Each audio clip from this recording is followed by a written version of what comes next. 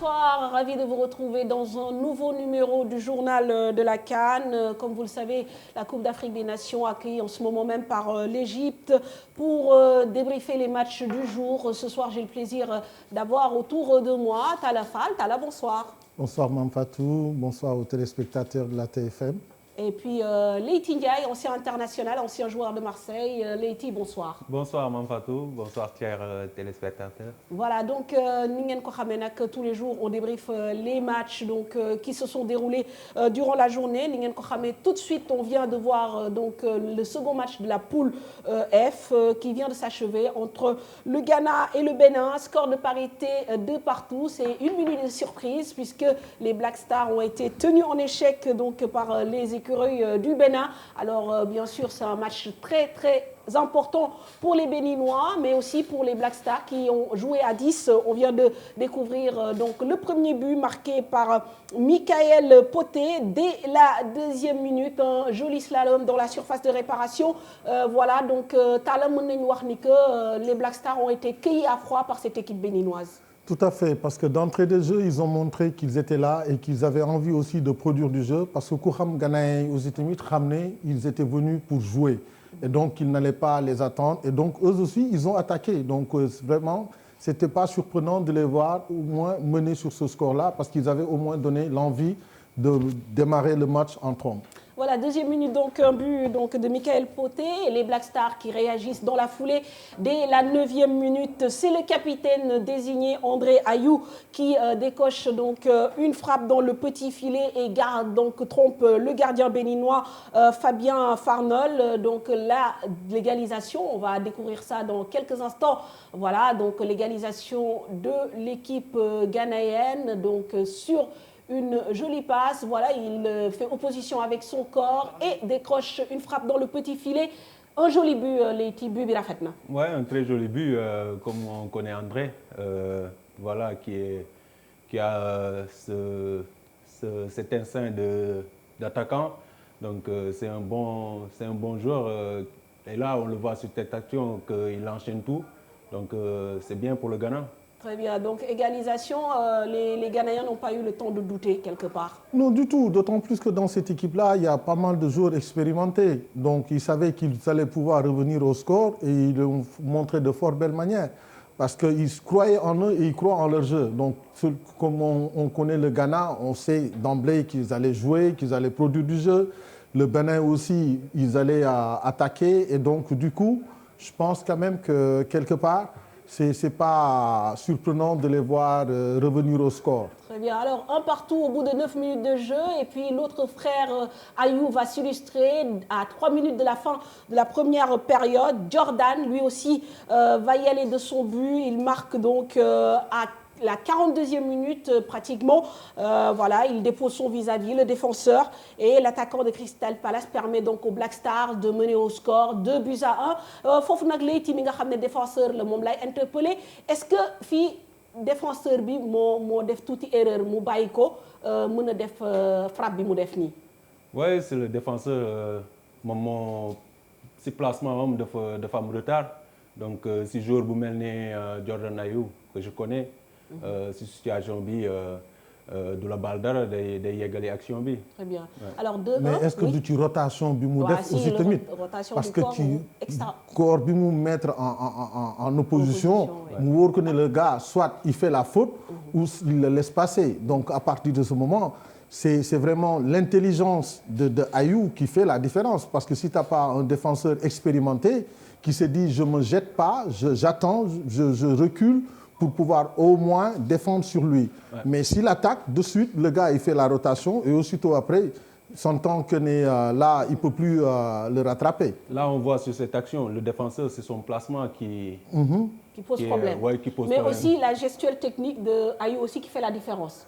Voilà. Oui, non, mais si le défenseur, il défend dans l'axe et tout, il doit amener l'attaquant sur le côté. Okay. Donc, s'il fait cette erreur de se mettre sur le côté et tout, Jordan il prend l'intervalle et là il va direct au but. Très donc bien. Je pense que le défenseur bi mo taxaw fu baxul pour que Jordan mun am faille bobu. Voilà, donc 2-1 au bout de la première période. Et puis, il y aura un fait de jeu important en début de seconde, donc à la 55e minute, l'expérimenté John Boy qui donc se prend un deuxième carton jaune et donc comme vous voyez à l'égalisation des Béninois, il y avait tout simplement une équipe du Ghana réduite à 10 et évidemment les Béninois n'ont pas raté l'occasion. Encore ce Michael Poté qui joue en deuxième division turque et qui permet donc au Bénin de glaner le premier point dans cette compétition. Donc, et puis surtout, ce qui est important, c'est qu'aujourd'hui, le Ghana rate presque son entrée. Oui, peut-être, bon, je dirais parce que quand on connaît John Boy par rapport à son expérience, il y a des choses qu'on devrait pouvoir éviter. Donc, ne pas aussi vouloir user de son expérience sur le temps de jeu en se disant qu'on peut au moins utiliser ça comme argument. Mais après, tu condamnes ton équipe, tu joues à 10 et ça se paye cash dans des moments comme ça, à ce niveau de compétition. Il y a des choses qu'on doit pouvoir éviter. Ouais. Et à partir de ce moment, c'est sûr que l'équipe qui joue à 10 est sûre de pouvoir, ou à moins que ça ne se fasse autrement, mais d'encaisser un but. Et ce qui est arrivé pour le Ghana, et c'est dommage parce qu'on aurait aimé voir l'équipe du Ghana à 11, c'est sûr qu'on aurait vu un autre match. Donc ils ont joué pratiquement 30 minutes à 10. Puisque John Boy a été expulsé à la 55e minute. Donc, l'Igni Warek, Coupe d'Afrique, depuis le début, il n'y a plus de petite équipe et le Bénin qui tient en échec le Ghana. Bon, dans un match quand même plaisant, assez ouvert, avec beaucoup de rythme. Et on a vu aussi une équipe béninoise qui s'est jouée au ballon. Bon, les Black Stars, ça ne nous étonne pas, puisqu'on les appelle les Brésiliens d'Afrique. Mais Coupe d'Afrique, c'est relativement ouvert pour le moment. Oui, c'est ouvert. De toute façon, toutes les grandes équipes sont prévenues.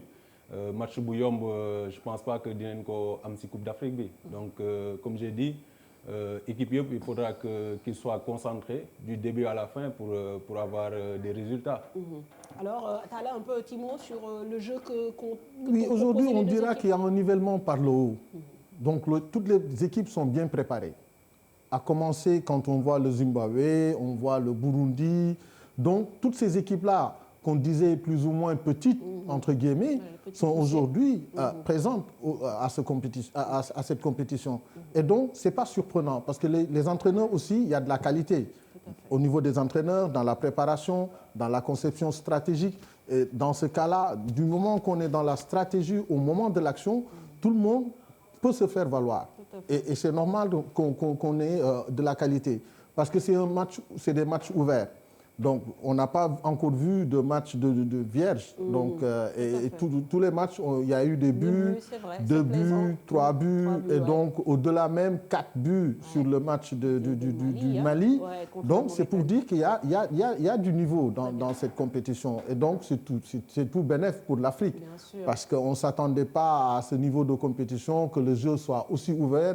Parce qu'à un moment donné, on a même perdu ce qui faisait l'instinct du football africain. Cette créativité. Voilà. Et parce qu'on était beaucoup plus basé sur la tactique, le replacement, les choix défensifs, donc histoire de ne pas perdre un match. Et là, tous les matchs sont ouverts. Il y a des buts, les gens se font plaisir. Les terrains aussi, parce qu'il y a la qualité des terrains aussi qui pousse à avoir une qualité de jeu. Voilà, c'est de bon augure pour la suite. Alors, on va parler du deuxième match de cette poule F, évidemment, qui a donc été joué à 17h. Les champions en titre qui faisaient leur entrée dans la compétition et qui ont réussi leur début. Ils se sont imposés face au Djurtou de la Guinée-Bissau sur le score de 2-0, 2 buts marqués en seconde période par Banana et Baoken. Résumé de la rencontre avec Chertidiane Diaw. Les champions d'Afrique en titre n'ont pas raté leur entrée en matière dans cette compétition. Face à une courageuse équipe bissau-guinéenne, les Poulans de Clarence Seedorf ont eu du mal à entrer dans le match. Ce sont les Djurtous qui frappent d'ailleurs en premier, mais le ballon fuit le cadre d'Onana. La réaction des Lions indomptables ne se fait pas attendre avec Zombo Anguissa qui manque d'ouvrir le score sur une lourde frappe. Le Cameroun met la pression, mais la Guinée-Bissau résiste aux assauts et réussit à garder sa cage inviolée à la pause. Au retour des vestiaires, les Lions indomptables maintiennent la pression et c'est logiquement que Yaya Banana ouvre le score grâce à une tête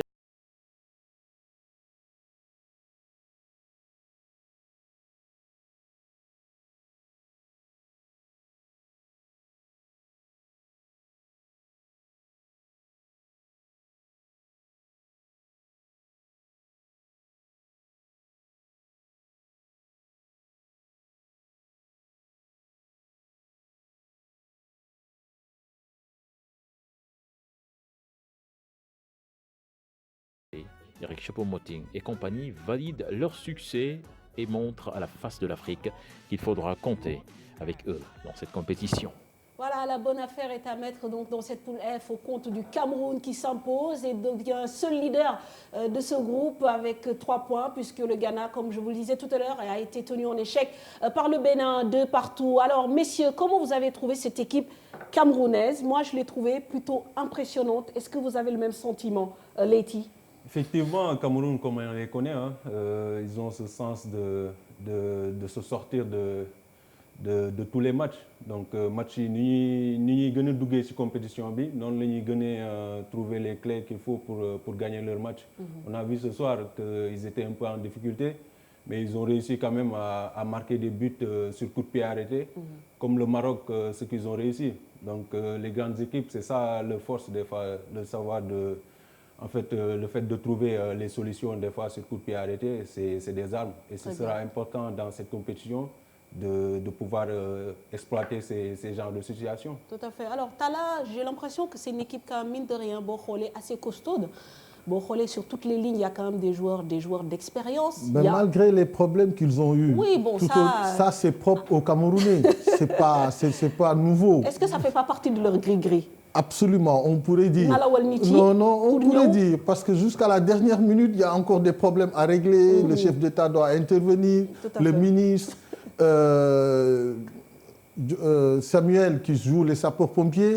Donc, ce n'est pas surprenant. Mais il y a toujours ce mental de compétiteur qu'on retrouve chez les Camerounais. Donc, ils vont répondre présent, quelles que soient les difficultés. Parce qu'ils vont les taire, vont se dire, maintenant, on est dans la compétition.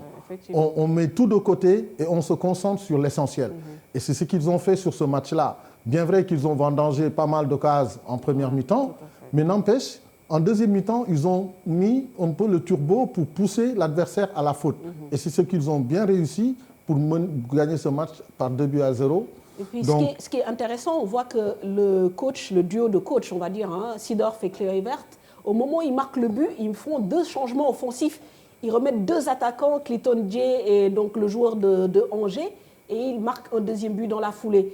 Duo d'entraîneur Bobo, est-ce que vous avez aussi différence par rapport à la compétition? Mais parce que l'autre femme expérience, ils ont de l'expérience. Ces deux-là réunis, par exemple, c'est une capitale expérience. Beaucoup d'adjalé, de flay wonne entraîneur aussi, d'angay am audace, d'angay am toupé, comme on dit, pour oser faire certains changements. Parce que le football aussi mon collègue, parce que dañ lay poser équation. Équation bi ñu lay poser à l'instant T, da nga ko war a mën a résoudre. Parce que da nga naan soit match bi dama ci war a mën a génn ak une victoire mënuma fi génn ak ay match nul di hypothéquer sama ay chances de qualification. Donc il faut prendre des risques. Risques yi lan la, c'est-à-dire que derrière je vois que je suis solide. Derrière ça va. Maintenant qu'est-ce qu'il faut? Des atouts offensifs. Donc on va les mettre à fond. Donc on va les utiliser pour pousser l'adversaire à la faute. Parce que sur le deuxième but, c'est un mauvais dégagement. Parce qu'on les avait acculés, poussé les à la faute. Et donc le gars, il récupère un ballon alors qu'il était même en position d'hors-jeu.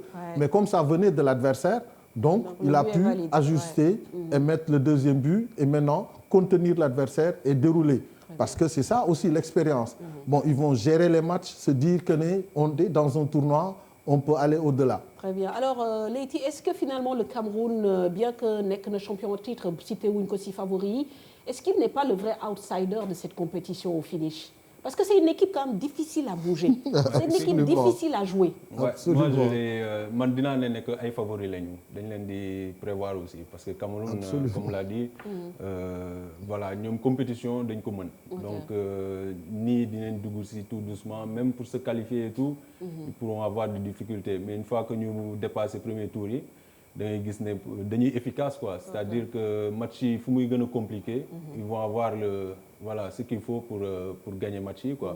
Très bien. Avec donc peut-être la plus-value, on va dire, c'est aussi ces coachs, parce que ñoom dañu bëgg football, xam nga boo jaaree ay Milan AC, ay Ajax, doo nekk cuune ci wàllum football daal. Di nga dawal bal bi. Et puis boo amee Seedorf boo xam ne qui a fait l'Italie. Donc, de fléau, les caténations, nous savons gérer aussi. Et puis, préparation mentale, déjà que vous savez Cameroun ni mentalement, nous avons yokol coach, nous savons coach qui aussi tamit duñ len yap. Parce que nous len imposer dara parce que nous dañu gagner ay titres donc li ñu lay wax ngay def soo ko buggulee nga toog ci biti donc ils se font respecter déjà et en plus soo ko mënulee dinañ la demander ne la écoute tu te mets de côté. Voilà donc li ñu mënoon wax tey si 2 matchs yooyu nga xam ne seetaan nañ ko muy Ghana Bénin ak Cameroun Guinée-Bissau donc comme ni ngeen ko xamee dans cette poule F donc Cameroun moo nekk leader pour le moment puisque moo obtenir les 3 points Ghana ak Bénin ñoo ci topp et Guinée-Bissau nga xam ne dugalul encaissé ñaari but moo nekk ci place bu mujj bi. Évidemment bu ñuy wax journal de la CAN il faut qu'on s'intéresse aussi à nos joueurs à notre équipe nationale nous sommes à 48 heures d'un match très important contre l'Algérie donc les Lions du Sénégal se sont entraînés aujourd'hui donc l'après-midi à 48 heures donc de leur rencontre contre l'Algérie. L'entraîneur Aliou Cissé a souhaité travailler dans la discrétion et a tenu donc une séance à huis clos. Donc Aliou Cissé qui sera en conférence de presse demain matin à la veille de sa rencontre contre l'Algérie. Match prévu, vous le savez, jeudi à 17h, temps universel. Nous allons également nous intéresser à l'un des buteurs sénégalais de la première rencontre contre la Tanzanie. Il s'agit évidemment de Crépin Diatta, élu homme du match dimanche dernier. Un joueur dont la venue était réclamée par beaucoup de journalistes et observateurs. Son apport dans le jeu est évident selon les confrères. Déjà 2 passes décisives et une réalisation, 4 sélections pour le joueur de Bruges. Mais cela ne doit pas s'arrêter là. Au contraire, focus donc sur ce milieu de terrain avec nos envoyés spéciaux Mamadou Ndiaye, Ahmed Niang et Mor Kharma.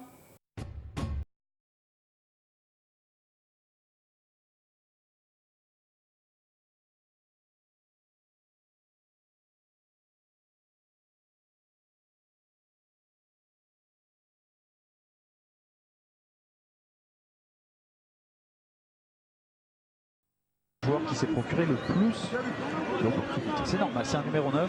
Il y a le plus d'opportunités sans marquer aussi. Keita Baldé pour frapper ce corner. Ce ballon finalement récupéré. L'éclair de génie pour son premier but en sélection de Crépin Diatta. Un joueur. Crépin Diatta, le nouveau phénomène du football sénégalais. Pour preuve, le jeune joueur formé à Oslo a mis d'accord tous les spécialistes depuis sa première convocation en équipe nationale contre le Madagascar. Ça ne m'a pas du tout surpris. Un bon début pour Crépin Diatta. L'histoire m'a donné raison. Pas une surprise pour certains, si on regarde dans le rétroviseur, le jeune Crépin a enchaîné les performances finalistes lors de la CAN U20 en 2017, meilleur joueur espoir en 2018 dans le championnat norvégien, deuxième meilleur jeune espoir en Afrique en 2017. Beaucoup de gens doutaient de son niveau quand il passera en catégorie supérieure parce qu'il avait déjà fait ses preuves avec les sélections jeunes, avec les U20, demi-finalistes de la Coupe du Monde, finalistes de la CAN, avec cette sélection-là. Après, ce qui lui restait, c'est-à-dire de franchir un palier, ce qu'il a fait avec le Sénégal. Il a apporté de la fraîcheur et de l'équilibre. Et ce qui m'a le plus plu, c'est qu'il a réussi à s'imposer dans ce groupe. À son âge, ce n'est jamais évident. J'étais l'un des rares observateurs ou bien journalistes qui avait réclamé Crépin Diatta dans l'équipe de la Russie 2018. En disant, on devait amener le gosse à la Coupe du Monde de 2000 en Russie, c'était pour le préparer. Parce que Crépin Diatta incarnait l'avenir du football sénégalais. Crépin Diatta, 4 sélections en équipe nationale, 2 passes décisives, 1 but et homme du match lors de sa première sortie en compétition internationale avec les A.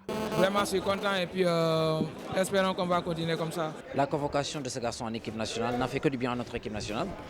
Parce qu'il semble être celui-là qui parvient en tout cas à faire le link entre, disons, l'attaque et la défense. Kalidou Koulibaly l'a dit, c'est son premier match de Coupe d'Afrique senior. On pensait qu'il allait avoir peur ou bien qu'il allait un peu dérouter par rapport à ses principes de base. Mais ce qu'on a vu était quand même rassurant pour un joueur dont les qualités sont connues. On sait que c'est un joueur qui joue vertical. On sait que c'est un joueur qui a du ballon dans les pieds. On sait que c'est un joueur également qui est facile. Sûrement, il sera un futur grand footballeur sénégalais aux côtés de Sadio Mané. Le jeune espoir doit juste mieux muscler son jeu et garder la tête sur les épaules pour assurer une progression. Ce qui est intéressant avec lui, c'est qu'il communique bien également. Devant les médias, il n'est pas sous pression, il est très serein. Et je pense que c'est quelque chose d'important à son âge. Ce que je lui conseille tout simplement, c'est qu'il soit à côté de Sadio Mané, à côté de Mbaye Niang, pour apprendre. C'est pourquoi j'avais réclamé Krépin Diatta pour aller vraiment se familiariser avec la tanière. J'attends d'avoir la confirmation, surtout contre l'Algérie. À 20 ans déjà, l'un des plus jeunes joueurs dans cette CAN 2019 et comme le dit l'adage, la valeur n'attend point le nombre d'années et le jeune Krépin Diatta est en train de confirmer cette ascension.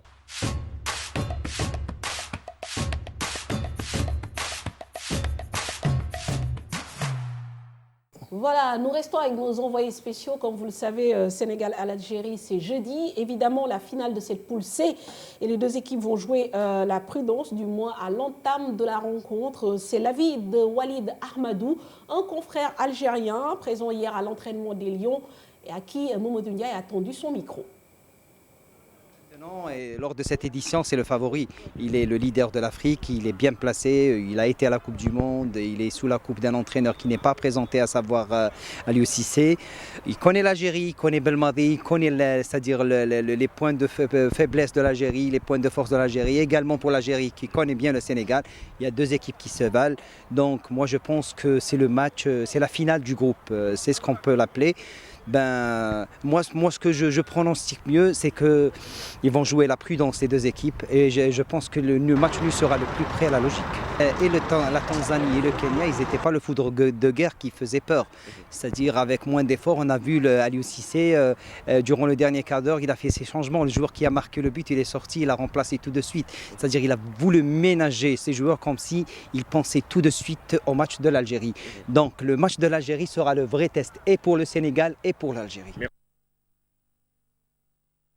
Je crois que d'accord un peu avec les sous confrères bi wax, ce sera un match test pour les deux équipes. Effectivement, match bi mom la ñëpp di xaar, xam nañ ne que ce sera pas simple, mais bon, moi je pense que le Sénégal est bien armé pour gagner ce match. Alors Talla, la question, l'équation, on sait qu'il y a l'équation sur les côtés, Baldé, Ismaïla Sarr, parce que Sadio va revenir. Absolument. Et puis il y a aussi le milieu de terrain. Il faut aussi, coach Michao Nokosar Djundjou, possibilité de changement. On avait plutôt Pape Alioune, Krépin et donc Idrissa Gana Gueye. Alors d'après yow, lan nga xalaat que dañu war a maintenir le même milieu de terrain ou il faut qu'on change? Moi, déjà, j'irai même plus loin. Ce n'est pas seulement sur le milieu de terrain.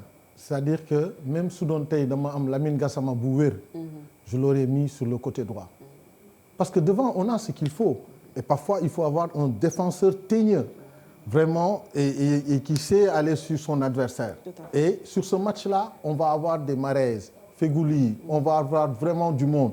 Et il faudra vraiment des gens costauds derrière. Défensivement, il faudra qu'on soit prêt pour vraiment mener des duels, gagner des duels, surtout. Parce que les Algériens, ils vont jouer, et on les connaît. Ils sont très habiles, ils sont très forts techniquement. Ils vont jouer, et Mahrez, pour quelqu'un qui va défendre sur lui, je ne sais pas lequel, il va permuter à gauche, à droite, partout, on le verra. Poison ou équipe et avec la technicité qu'on lui connaît, c'est sûr qu'il va nous poser des problèmes. Okay. Mais Leïti, est-ce que tu penses que physiquement, Algériens et Sénégalais, kan mo ci ëpp doole? C'est-à-dire sur le plan, parce que moi, je vois les Algériens, ils ont un peu gabarit sénégalais. Il y a quand même jouer les duels physiques. Non, je ne pense pas. Moi, je pense que nous, il faut gagner le match, c'est impact. Les Algériens, on les connaît avec le football. Voilà, c'est intervalle, ils jouent, ils déplacent. Donc, nous, mieux nous impact, plus on sera à l'aise. D'accord. Donc voilà. On reconduit le même 11 ou tu rejoins Talla, il faut qu'on renforce quelque part au niveau du milieu, peut-être avec un Alfred ou je ne sais pas, donc je te pose la question. Ouais, mais moi j'aurais gardé le même milieu parce qu'on a vu ce match, le match dernier, que voilà, les deux qui ont joué, Pan et Ghana, ils ont réussi quand même à conserver le ballon. Nous avons Balbi durant presque match bi nous avons utilisé Balbi quoi. Et je pense que si nous avons une possibilité, c'est-à-dire de conserver Balbi, Algérie, au lieu de jouer, nous avons joué quoi. Donc, mais quelque part aussi par rapport à l'adversaire, parce que là c'était contre la Tanzanie. Mais là, ça va être une autre paire de manches. Ça va être contre l'Algérie. Et l'Algérie, c'est vraiment pas la Tanzanie non plus. Donc, si nous, aujourd'hui, on s'attend à vouloir faire le même match qu'on a joué contre la Tanzanie, on se trompe. Parce qu'il va falloir être présent sur les duels. Parce qu'eux, ils vont jouer, quel que soit Alpha. Ça fait partie de leur ADN, les Algériens. Maintenant, c'est à nous d'avoir un peu plus d'impact physique. Parce que comme l'entraîneur l'a dit dans sa conf de presse, il a même parlé d'Alfred. C'est une possibilité donc de pouvoir, parce que quand tu parlais tout à l'heure d'impact physique, c'est-à-dire il faudrait des gens qui puissent aller au charbon. Mais Ghana, parce que quand tu as un Ghana, d'accord, maintenant en sentinelle, parce que Ghana, il est dans une position beaucoup plus avancée aujourd'hui. Mais tu as là quand même, là aussi sur ce débat-là, je pense que Koumel Nipap Alun aussi sur le plan physique et au plan impact aussi, il est pas mal. Parce que Disna, comme jouait un match contre Galatasaray, je peux te dire que parce que lui, il est généreux dans l'effort. Et c'est sûr que c'est un garçon qui va beaucoup donner. C'est une équation que le coach va résoudre.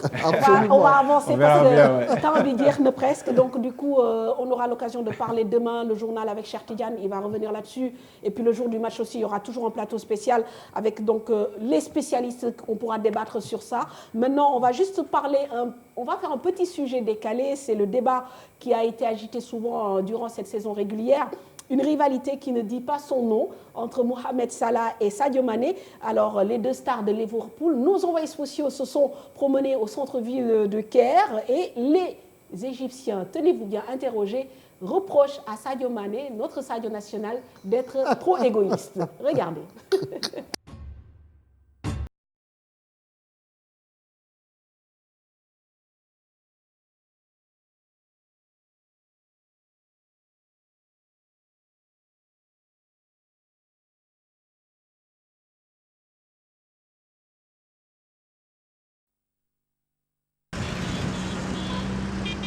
Égypte, pays de football.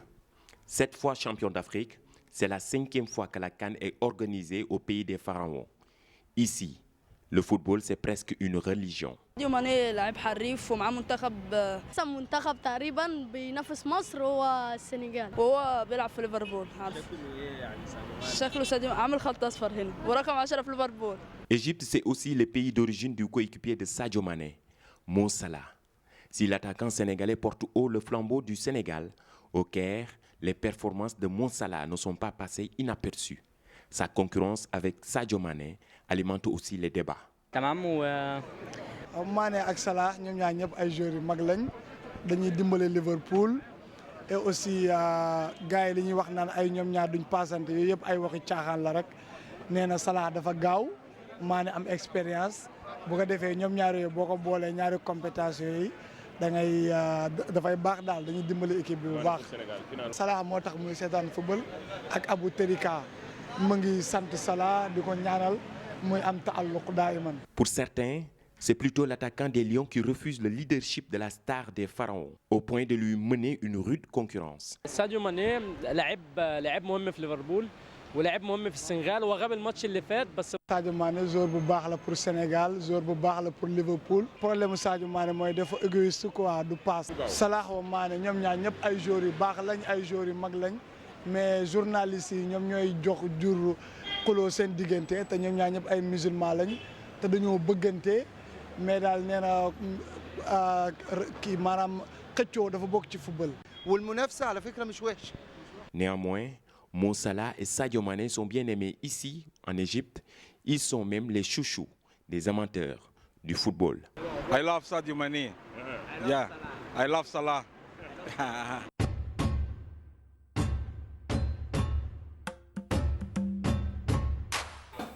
Bon, on fera les arbitres à la fin de la compétition, on verra parce que nit ki nag doo ko fekk dëkkam ba pare muy xas attaquant bu nekk tam c'est sûr que ni li ñuy reproché Salah ñoom tamit moom lañ koy reproché. Alors on va terminer sur ces informations.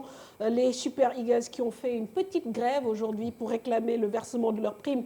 Après la victoire contre le Burundi, ils ont fait passer le message durant l'entraînement à la veille de leur match contre la Guinée-Conakry. Les joueurs ont même refusé de participer à la conférence de presse de veille de match. Donc c'est après le Cameroun, le Zimbabwe, le Nigeria qui est la 3e équipe africaine à connaître des remous en son sein à cause des problèmes de primes. Le programme de demain, très rapidement, à 14h, On devrait justement assister à un match très intéressant entre le Nigeria et la Guinée-Conakry, le Sili national, déjà dans une situation plutôt délicate après le nul concédé devant les Baréas de Madagascar, 2-2. Et dans cette poule B, le Nigeria s'était imposé difficilement contre le Burundi. Alors, Tala, très rapidement, un petit commentaire, Nigeria-Guinée. Voilà, il ne faut pas que la Guinée perde. Surtout, et ce sera un match très ouvert. Donc la Guinée est dos au mur, donc il leur faudra au moins gagner et puis pour pouvoir se mettre au moins à l'abri d'une qualification. Et le Nigeria aussi aura l'obligation au moins de se qualifier au second tour après 6 ans d'absence, donc dans une CAN. Et quand tu vois ces genres de problèmes dans une équipe nigériane, franchement, on est un peu déçu quand même. C'est le Nigeria, le premier pays d'Afrique. Ouais. Alors, 17h, on revient à la poule A, où l'Ouganda, vainqueur des Léopards de la RDC, affronte le Zimbabwe. Donc l'Ouganda, Leti, qui est aussi l'une des bonnes surprises de ce début de compétition. Oui, ils ont créé pas mal de problèmes à l'Égypte. Donc match bi di ñëw tamit dinañ xool naka la ñuy réagir parce que Zimbabwe aussi voilà dinañ jouer seen baatu pour qualifier aussi. Tout à fait. Et puis on terminera à 20h avec l'équipe hôte qui donc fera face à la RDC. Match couperé pour les Congolais qui ont mal engagé leur compétition avec une défaite d'entrée. Je pense que pour les Léopards, j'ai peur que ce soit la fin d'un cycle et surtout par rapport à Florent Ibenge. Parce que qualification difficile, tu commences ta compétition, tu perds contre l'Ouganda 2-0, là tu vas rencontrer l'Égypte. Ça va être très difficile pour les Léopards. Tout à fait, comme tu le dis, hein, c'est la fin d'un cycle. Je pense qu'il va falloir renouveler tout l'effectif qui est en place et puis retravailler. Parce qu'à un moment donné, ils ont trop dormi sur leur laurier en se disant il y a l'équipe de TP Mazembe qui représentait une ossature, qui permettait à l'équipe nationale de pouvoir se maintenir à un certain niveau. Mais je pense que là, c'est la fin d'un cycle et qu'il faut au moins renouveler. Donc il va falloir retravailler, penser un peu aux jeunes qui sont derrière, qui vont pousser pour pouvoir briller aussi sur le plan continental déjà, parce qu'à un moment donné, c'était l'équipe de TP Mazembe qui servait de réservoir à cette équipe nationale-là. Maintenant, je pense quand même qu'il va falloir passer à autre chose. Très bien. Alors, merci Tala, merci Leïti de m'avoir accompagné dans ce numéro du Journal de la CAN.